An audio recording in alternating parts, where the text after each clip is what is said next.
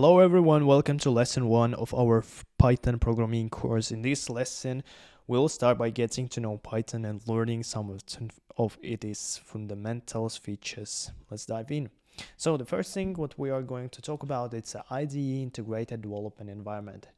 So it is a software application that provides a comprehensive set of tools to make programming easier and more efficient. So what does this mean? It means we need a space to write our code, right?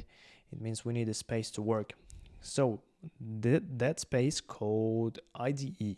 So as we just starting our journey, that's why we don't need all these buttons and functions there. That's why we're going to use online Python compiler. Let's search it in Google and go compiler.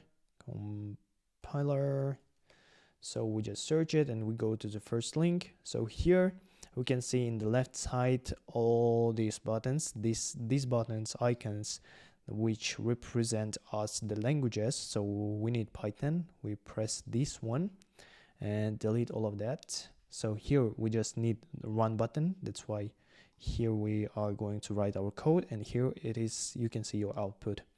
So the next thing, it is print. The function print. This is a simple yet powerful tool that allows us to display messages or results on the screen.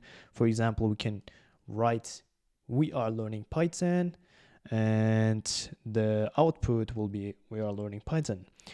So you can use either single or double quotation marks around your text. Both work the same way. Try it out and see what happens. So also, now let's make it even cooler. The print function lets you include multiple arguments separated by commas. For example, print soon I, comma, will be programming, comma, in, comma, in Python. So this will output soon I'll be programming in Python. The print function automatically adds a single space between the arguments. Pretty neat, right?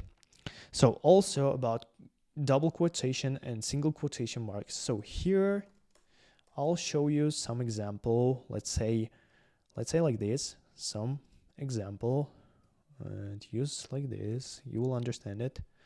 Example, and let all it up.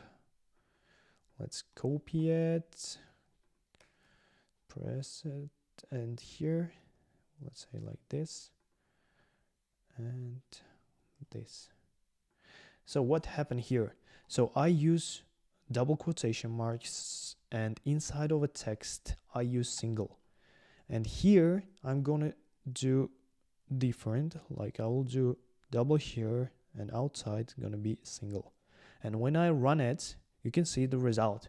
So in the text, the Python by itself, it's going to understand it like this. Here we start, here we end, and here we start, here we end. That's why when you start with a double, you should to end with double. If you start with single, you should to end with single. And here is the result. So I guess, yeah, that's it. So that's it for our first lesson. We have learned how to use print function to display text. Keep practicing, and in the next lesson we will explore even more exciting features of Python. See you there.